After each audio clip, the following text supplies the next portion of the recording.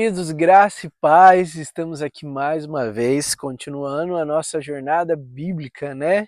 Indo rumo a Apocalipse, de Gênesis a Apocalipse. Que bom tem sido a palavra do Senhor, né? Que bom tem sido desfrutar daquilo que Ele permitiu que nós pudéssemos ler, contemplar, desejar. Que bom está sendo, que bom, que bom. E eu já incentivaria você também a enviar, talvez para uma pessoa que você enviou lá no início, ou uma pessoa que você um dia pensou assim: nossa, tal pessoa poderia desfrutar desse texto, dessa parte da palavra. Envia para essa pessoa, para que mais e mais pessoas possam desfrutar daquilo que o Senhor tem para falar conosco. Amém? Vamos seguir a nossa leitura, já pega o seu papel, sua caneta, deixa perto de você, para que junto a gente possa seguir em direção àquilo que o Senhor derramou sobre nós. Amém? Se a voz falhar um pouquinho hoje, é porque a garganta, o tempo está bem seco, então a garganta está dando uma falhadinha aí de vez em quando, tá bom? Mas vamos seguir. Vamos orar? Senhor, obrigado, Senhor, por tua palavra. Obrigado por teus ensinamentos, Pai. Obrigado pela oportunidade que o Senhor nos deu, Senhor, de desfrutar daquilo que o Senhor tem para nós. Continua falando conosco, continue derramando sobre nós o teu querer e a tua vontade, Pai. Em nome de Jesus. Amém. Vamos lá?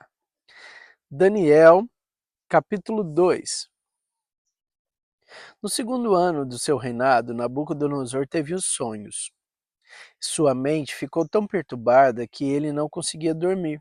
Por isso, o rei convocou os magos, os encantadores, os feiticeiros e os astrólogos, para que lhe dissessem o que ele havia sonhado. Quando eles vieram e se apresentaram ao rei, este lhe disse: Tive um sonho que me perturba e quero saber o que significa. Então, os astrólogos responderam em aramaico ao rei: Ó rei, vive para sempre. Conta o sonho aos teus servos e nós interpretaremos. O rei respondeu aos astrólogos: Esta é a minha decisão. Se vocês não me disserem qual foi o meu sonho e não o interpretarem, farei que vocês sejam cortados em pedaços e que as suas casas se tornem montes de entulhos. Mas, se revelarem o sonho e interpretarem, eu lhes darei presentes, recompensas e grandes honrarias. Portanto, revelem-me o sonho da sua interpretação e a sua interpretação. Mas eles tornaram a dizer: Conte ao rei o sonho a seus servos e nós interpretaremos. Então o rei respondeu: Já descobri que vocês estão tentando ganhar tempo, pois sabem da minha decisão. Se não me contarem o sonho, todos vocês receberão a mesma sentença, pois vocês combinaram enganar-me com mentiras, esperando que a situação mudasse. Contem-me o sonho, e saberei que vocês são capazes de interpretá-lo para mim. Os astrólogos responderam ao rei: Não há homem na terra que possa fazer o que o rei está pedindo. Nenhum rei, por maior e mais poderoso que tenha sido, chegou a pedir uma coisa dessas a nenhum mago, encantador ou astrólogo. O que o rei está pedindo é difícil demais e ninguém pode revelar isso ao rei, senão os deuses. E eles não vivem entre os mortais. Isso deixou o rei tão irritado e furioso que ele ordenou a execução de todos os sábios da Babilônia. E assim foi emitido o decreto para que fossem mortos os sábios. Os encarregados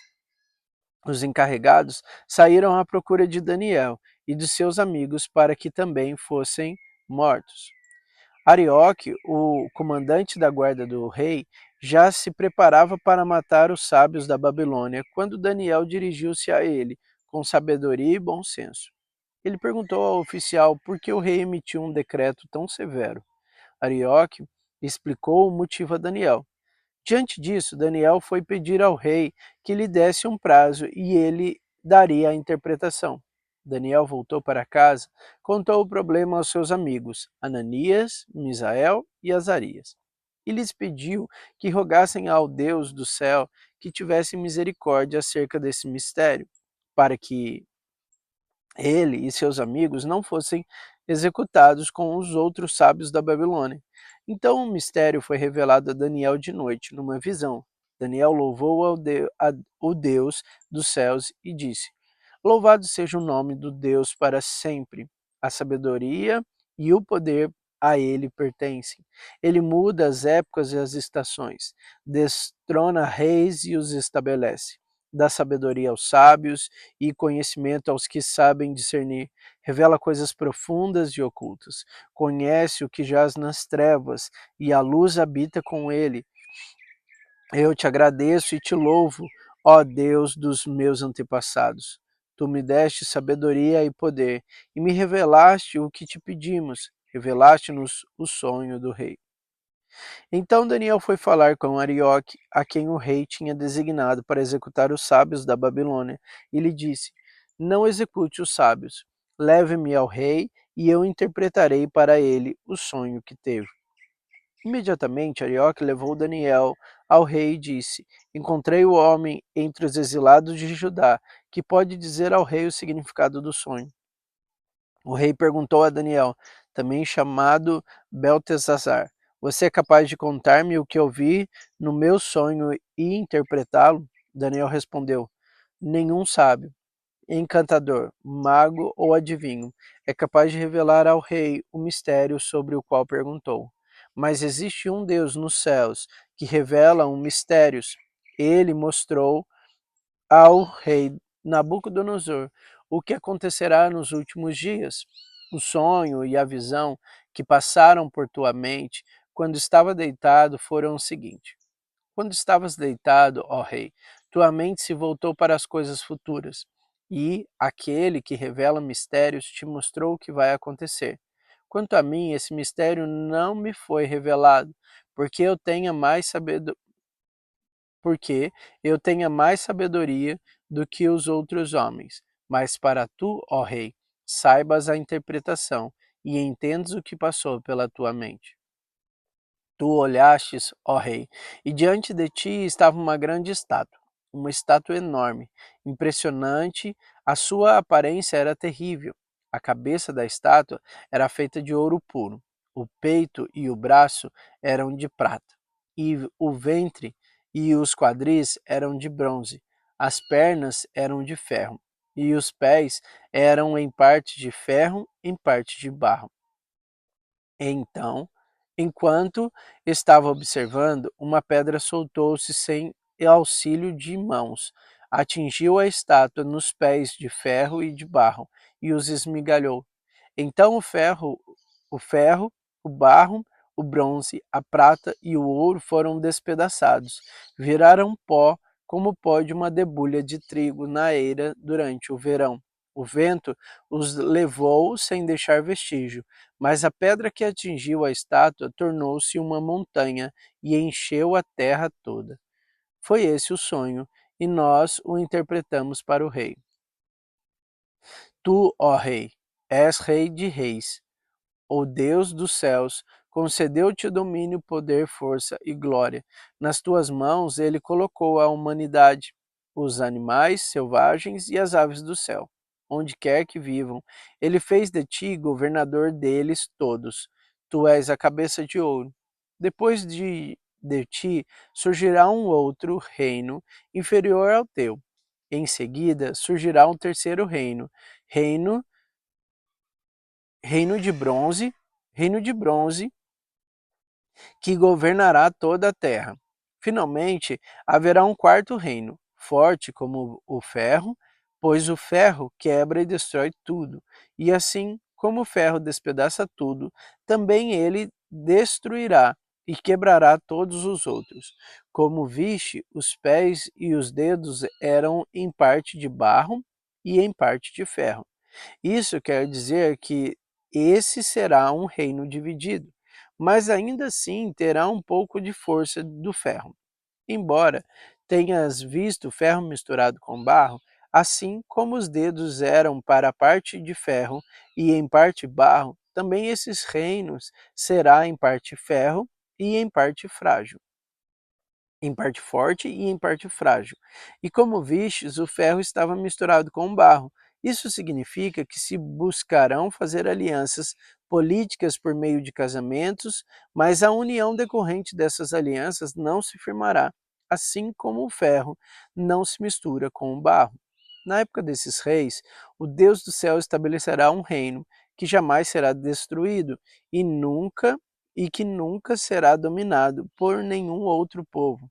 Destruirá todos os reinos daqueles reis e os exterminará, mas esse reino durará para sempre. Esse é o significado da visão, da pedra que se soltou de uma montanha, sem auxílio de mãos, pedra que esmigalhou o ferro, o bronze, o barro, a prata e o ouro. O Deus poderoso mostrou ao rei o que acontecerá no futuro. O sonho é verdadeiro e a interpretação é fiel. Então o rei Nabucodonosor caiu prostrado diante de Daniel, prestou-lhe honra e ordenou que lhe fosse apresentada uma oferta de cereal e incenso.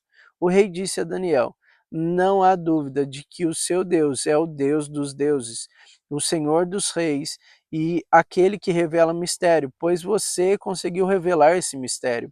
Assim, o rei colocou Daniel num alto cargo e cobriu de presentes. Ele o designou governante de toda a província da Babilônia e o encarregou de todos os sábios da província. Além disso, a pedido de Daniel, o rei nomeou Sadraque, Mesaque e Abidnego administradores da província da Babilônia, enquanto o próprio Daniel permanecia na corte do rei. Daniel, capítulo 3.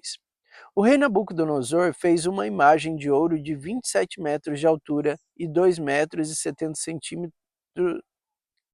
centímetros de largura, e a ergueu na planície de Dura, na província da Babilônia. Depois convocou os sátrapas, os prefeitos e os governadores, os conselheiros e os tesoureiros, os juízes, os magistrados e toda a autoridade da província para assistirem à dedicação da imagem que mandara erguer. Assim, todos eles, os sátrapas, prefeitos, governadores, conselheiros, tesoureiros, juízes, magistrados e todas as autoridades da província se reuniram para a dedicação da imagem que o rei Nabucodonosor mandara erguer, e ficaram em pé diante dela. Enquanto o arauto proclamou em alta voz: Esta é a ordem que lhes é dada, ó homem de todas as nações, povos e línguas. Quando ouvirem o som da trombeta, do pífaro, da cítara, da harpa, do saltério, da flauta dupla e de toda espécie de música, prostrem-se em terra e adorem a imagem de ouro que o rei Nabucodonosor ergueu. Quem não se prostrar em terra e não adorá-lo, imediatamente será tirado numa fornalha em chamas. Por isso, logo que ouvir o som da trombeta, do pífaro, da cítara, da harpa, do saltério e de toda espécie de música, os homens de todas as nações, povos e línguas prostraram-se em terra, adoraram a imagem de ouro que o rei Nabucodonosor mandara erguer.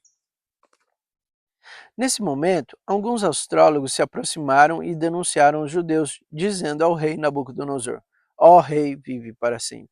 Tu emitiste um decreto, ó rei, ordenando que todo aquele que ouvisse o som da trombeta, do pífaro, da cítara, da harpa, do saltério, da flauta dupla e de toda espécie de música, se prostrem em terra e adorem a imagem de ouro, e que todo aquele que não se prostrasse em terra e não adorasse, seria atirado numa fornalha em chamas.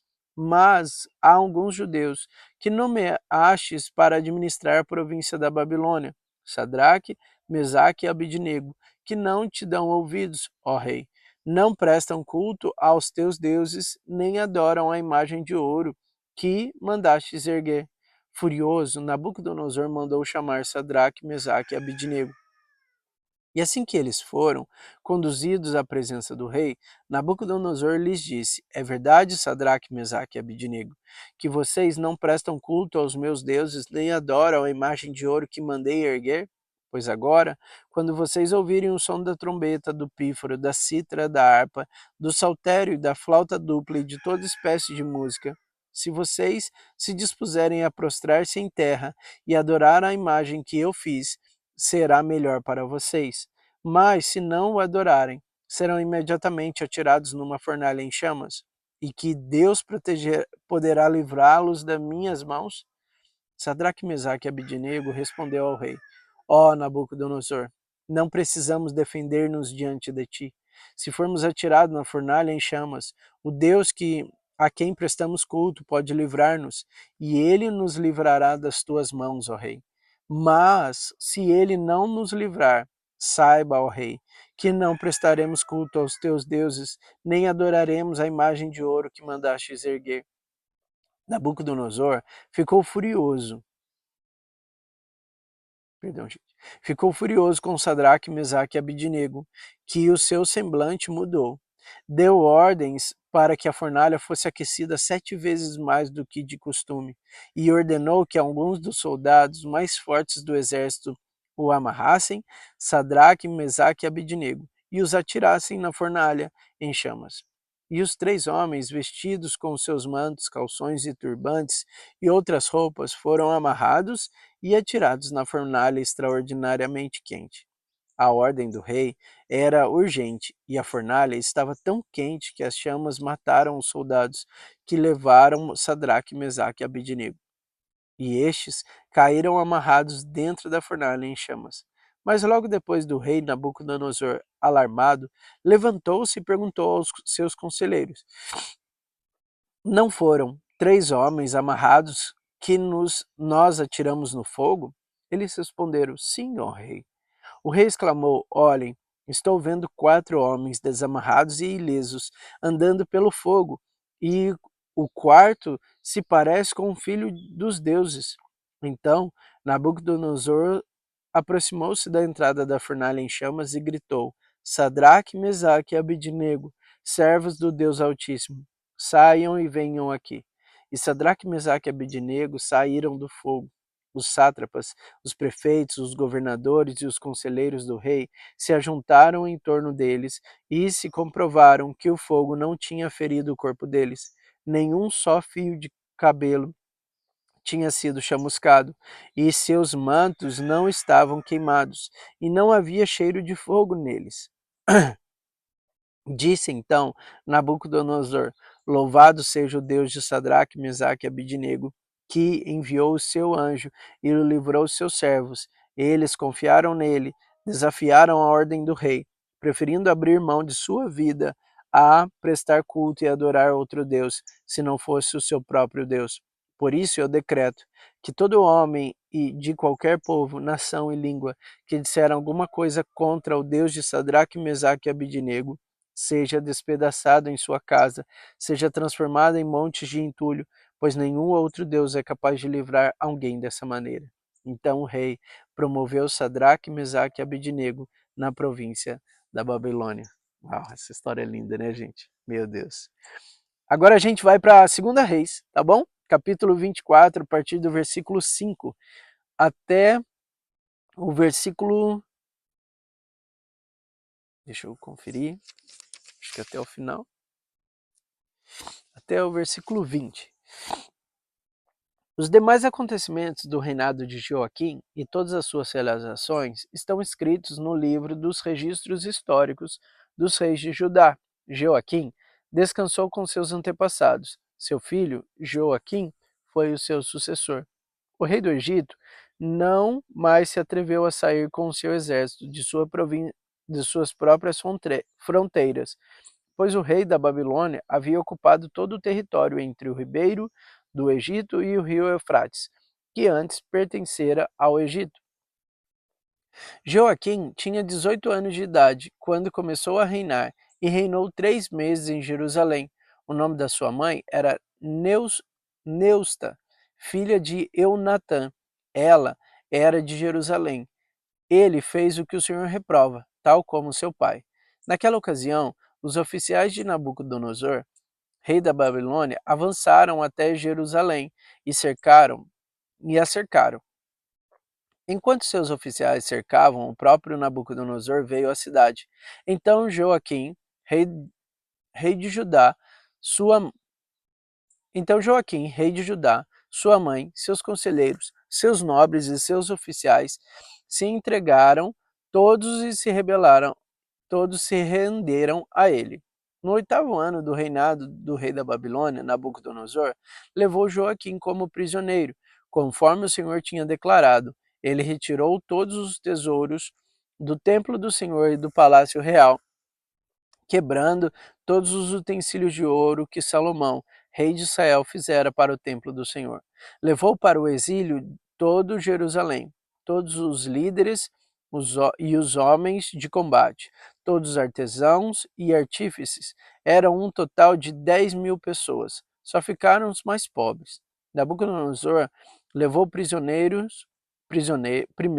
Joaquim para a Babilônia. Também levou de Jerusalém para a Babilônia a mãe do rei, suas mulheres, seus oficiais e os líderes do país. O rei da Babilônia também deportou para a Babilônia toda a força de 7.000 homens de combate, homens fortes e preparados para a guerra, e 1.000 artífices e artesãos. Fez Matanias, tio de Joaquim, reinar em seu lugar, e mudou seu nome para Zedequias. Zedequias tinha 21 anos de idade quando começou a reinar e reinou 11 anos em Jerusalém. O nome da sua mãe era Hamutal, filha de Jeremias. Ela era de Libna. Ele fez o que o Senhor reprova, tal como fizera Joaquim, por causa da ira do Senhor. Tudo isso aconteceu a Jerusalém e a Judá, e por fim ele os lançou longe da sua presença.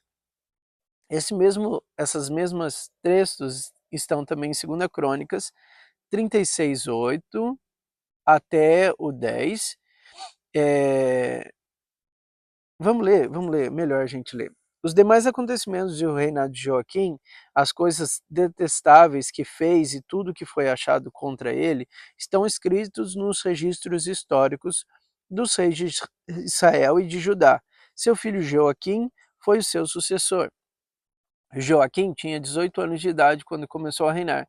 Reinou 3 meses e 10 dias em Jerusalém. Ele fez o que o Senhor reprova. Na primavera, o rei Nabucodonosor mandou levá-lo para a Babilônia, junto com os objetos de valor retirados do templo do Senhor.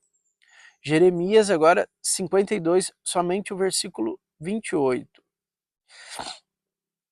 Este é o número dos que Nebuzaradã levou para o exílio, no 7º ano, 3.023 judeus. Segunda Crônicas, agora, 36, o versículo 10, a parte B só do versículo 10. E proclamou Zedequias, tio de Joaquim, rei sobre Judá e sobre Jerusalém. Agora, Segunda Crônicas, capítulo 36, a partir do versículo 11. Zedequias tinha 21 anos de idade quando começou a reinar. Reinou 11 anos em Jerusalém. Ele fez o que o Senhor, seu Deus, reprova, e não se humilhou diante do profeta Jeremias, que lhe falava como porta-voz do Senhor. Também se revoltou contra o rei Nabucodonosor, que o havia obrigado a fazer um juramento em nome de Deus. Tornou-se muito obstinado e não quis se voltar para o Senhor, o Deus de Israel. Além disso, todos os líderes dos sacerdotes e o povo se tornaram cada vez mais infiéis, seguindo todas as práticas detestáveis das outras nações e contaminando o templo do Senhor, consagrado por ele em Jerusalém. Jeremias, capítulo 52, o versículo 1 até o 3. Zedequias tinha 21 anos quando se tornou rei e reinou 11 anos em Jerusalém. O nome da sua mãe era Hamutal, filha de Jeremias de Libna.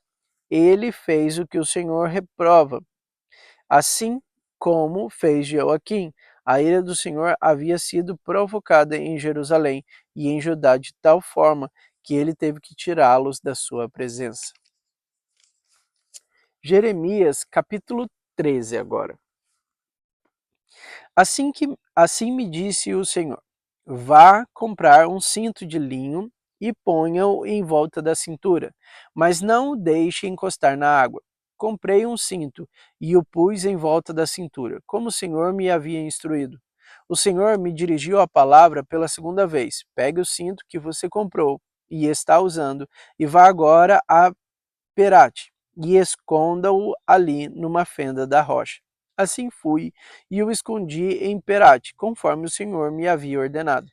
Depois de muitos dias, o Senhor me disse: vá agora a Perate e pegue o cinto que lhe ordenei que escondesse ali. Então fui a Perate, desenterrei o cinto e o tirei do lugar em que havia escondido. O cinto estava podre e se tornara completamente inútil. E o Senhor dirigiu-me a palavra dizendo: assim diz o Senhor, do mesmo modo também arruinarei o orgulho de Judá e o orgulho desmedido de Jerusalém. Este povo ímpio que se recusa a ouvir as minhas palavras, que age segundo a dureza de seus corações, seguindo outros deuses para prestar-lhes culto e adorá-lo, que este povo seja como aquele cinto, completamente inútil. Assim como o cinto se apega à cintura de um homem, da mesma forma fiz com que toda a comunidade de Israel e toda a comunidade de Judá se apegasse a mim, para que fosse o meu povo e para o meu renome, louvor e honra. Mas eles não me ouviram, declara o Senhor. Diga-lhes também: assim diz o Senhor, o Deus de Israel: deve-se encher de vinho toda a vasilha de couro. E se eles lhe disserem: será que não sabemos que se deve encher o vinho de toda vasilha de couro?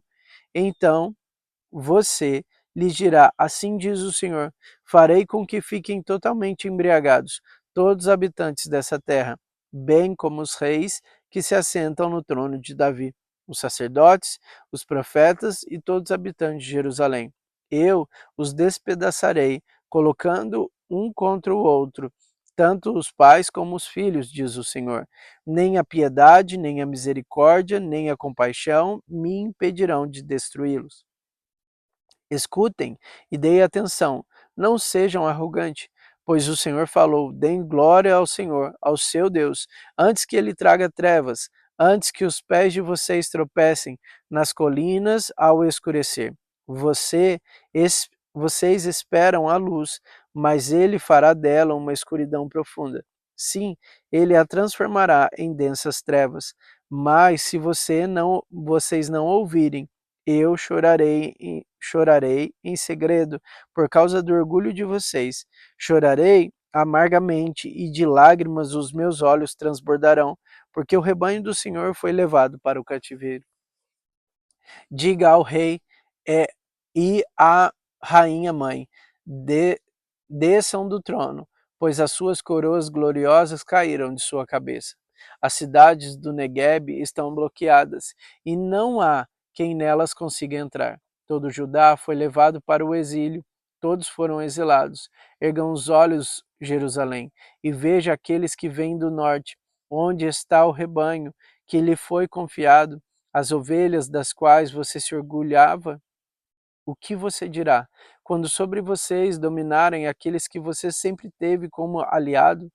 Você não irá sentir dores como a de uma mulher em trabalho de parto? E se você se perguntar por que aconteceu isso comigo, saiba que foi por causa dos seus muitos pecados que as suas vestes foram levantadas e você foi violentada. Será que o etíope pode mudar a sua pele? Ou o leopardo as suas pintas? Assim também, vocês são incapazes de fazer o bem, vocês que estão acostumados a praticar o mal. Espalharei vocês como a palha levada pelo vento do deserto. Esta é a sua parte, a porção que lhe derramei, declara o Senhor. Porque você se esqueceu de mim e confiou em seus deuses falsos.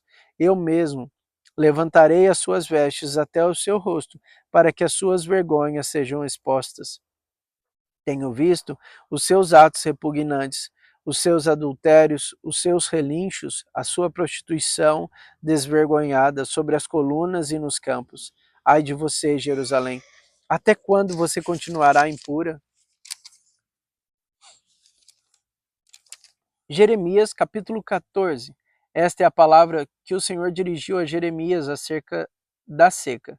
Judá pranteia, as sociedades estão definhando e os seus habitantes se lamentam, prostrados no chão. O grito de Jerusalém sobe. Os nobres mandam os seus servos à procura de água. Eles vão às cisternas, mas não encontram. Voltam com os postes vazios e decepcionados e desesperados. Cobrem a cabeça, a terra nada produziu, porque não houve chuva, e os lavradores decepcionados cobrem a cabeça. Até mesmo a corça no campo abandona a cria recém-nascida, porque não há capim. Os jumentos selvagens permanecem nos altos, farejando o vento como os chacais, mas a sua visão falha por falta de pastagem. Embora os nossos pecados nos acusem, age por amor do teu nome, ó Senhor. Nossas infidelidades são muitas, temos pecado contra ti. Ó esperança de Israel, tu que salvas na hora da adversidade, por que te comportas como um estrangeiro na terra ou como um viajante que fica somente uma noite? Por que ages como um homem que foi pego de surpresa, como um guerreiro que não pode salvar? Tu estás ao nosso meio, ó Senhor, e nós pertencemos a ti, não nos abandones. Assim diz o Senhor acerca deste povo. Eles gostam muito de vaguear, não controlam os pés, por isso o Senhor não os aceita. Agora eles se rebelaram, não, agora eles se lembrará da iniquidade deles e os castigará por causa dos pecados. Então o Senhor me disse: não ore pelo bem-estar deste povo, ainda que jejuem, não escutarei o clamor deles, ainda que ofereçam holocaustos e ofertas de cereal, não os aceitarei, mas eu os destruirei pela guerra, pela fome e pela peste. Mas eu disse: soberano Senhor, os profetas estão dizendo a eles: vocês não verão a guerra nem a fome, eu lhes darei prosperidade duradoura neste lugar. Então o Senhor me disse: é mentira o que os profetas estão profetizando em meu nome. Eu não enviarei, nem lhes darei nenhuma, nem não dei ordem nenhuma, nem falei com eles. Eles estão profetizando para vocês falsas visões, adivinhações inúteis e ilusões de suas próprias mentes. Por isso, assim diz o Senhor: quanto aos profetas que estão profetizando em meu nome, embora eu não tenha enviado e que dizem: nem guerra nem fome alcançarão esta terra, eles mesmos, os profetas, perecerão pela guerra e pela fome. E aqueles que estão profetizando serão jogados nas ruas de Jerusalém por causa da fome e da guerra, e não haverá ninguém para sepultá-los, nem para sepultar as suas mulheres e os seus filhos e as suas filhas. Despejarei sobre eles o castigo que merecem. Diga-lhes isto: que os meus olhos derramem lágrimas noite e dia sem cessar, pois a minha filha virgem, o meu povo, sofreu um ferimento terrível, um golpe fatal. Se vou para o campo, vejo que morreram à espada. Se entro na cidade, vejo a devastação da fome. Tanto o profeta como o sacerdote percorrem a terra sem nada compreenderem. Rejeitaste Judá completamente, desprezaste Sião, porque nos feriste a ponto de não podermos ser curados? Esperamos a paz, mas não veio bem algum. Esperamos um tempo de cura, mas não somente o terror. Senhor, reconhecemos a nossa impiedade e a iniquidade de nossos pais. Temos, de fato, o pecado contra ti. Por amor do teu nome, não nos despreze, não desonre o trono glorioso. Lembra-te da tua aliança conosco e não a quebres entre os ídolos inúteis das nações. Existe algum que possa trazer chuva? Podem os céus por si mesmo produzir chuvas copiosas? Somente tu podes, Senhor, nosso Deus. Portanto, a nossa esperança está em ti, pois tu fazes todas essas coisas. Amém? Vamos parar por aqui, que o Senhor possa continuar derramando sobre a tua vida os ensinamentos, a mão sobre quem Ele é. Que Deus te abençoe e até amanhã.